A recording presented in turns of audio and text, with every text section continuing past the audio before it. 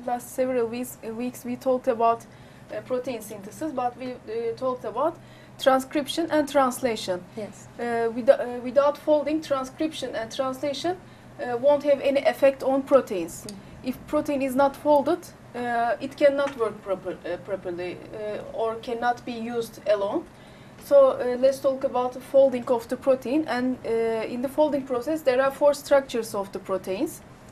Actually, when it is synthesized after the translation process, protein is just a chain of amino acids, Yes. a protein chain. Actually, it is not protein yet. And there are 4 structures, as I said. First one is primary structure.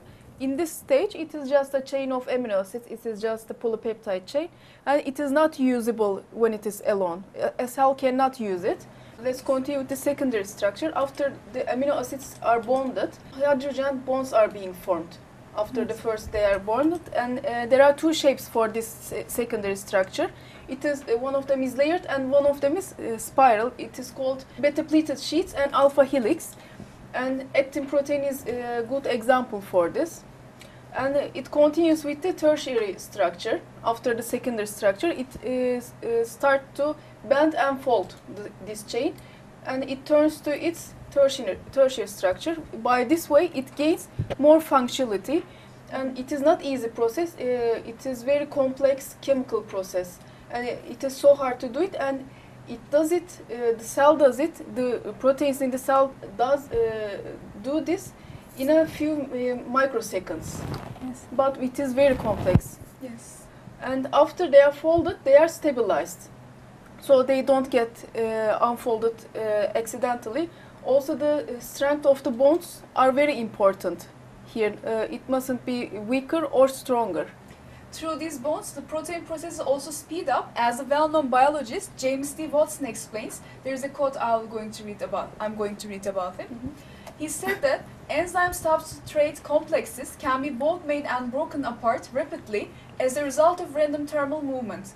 This fact explains why enzymes can function so quickly, sometimes as often as 106 times per second. It's a big number. Yes. And if enzymes were bound to their substrates by more powerful bonds, they would act much more slowly. Yes, and the most important thing here is all these processes are done by the other proteins. So what does it mean? Without the other proteins, a protein cannot be folded. And also from the other steps we talked about before, without the proteins, a protein cannot be produced, folded, and do any other modifications. So life cannot come into being gradually. This is impossible, because there have to be the proteins that do these processes, and there have to be perfect cell, or else there won't be life. So it cannot start gradually. The perfect cell, it has to exist, and it is exists by the creation of Allah. It didn't come into being gradually, as evolutionists say. Also, this is non-scientific. Yes. This is just a lie. This is just a fairy tale. And it continues with the quaternary structure. After the proteins are folded into their tertiary structure, sometimes they are cleaved, or some different chains come together and fit perfectly without any mistake, become complex protein, and they start to work together. Also, this process is done by the other proteins. And folding often begins with co-translationally. What does it mean? It is being folded while it is being synthesized. So it doesn't have time to decide the shape of itself. It has to know from the beginning. When the transcription starts, when the RNA production starts in the DNA, cell knows the last shape of the protein, knows what is going to be. Protein folding is a very delicate process, as you said. It is if there is a mistake happens, then diseases like Parkinson's disease, like Alzheimer's disease, like cyclic fibrosis, or Creutzfeldt-Jacobs disease may occur.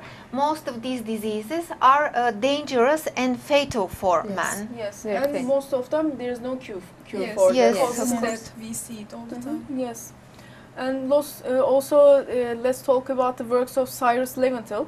He's well-known scientist, and he made research about protein folding. And I will actually a little bit more detailedly explain it in a minute later. But as you mentioned about the structures of the proteins, the proteins like the beads on a line. And when you, for example, hold a necklace of pearls in your hands, palms, they can contact to each other with thousands of ways. But there's only one true way for the proteins to come together and for the amino acids to come together and form a correct 3D protein shape. Yes. He noted that a very large number of degrees in freedom in an unfolded polypeptide chain. And it has astronomical number of possible conformations. It's about an estimate 143 power of 10. It means that there are 143 zeros near 10.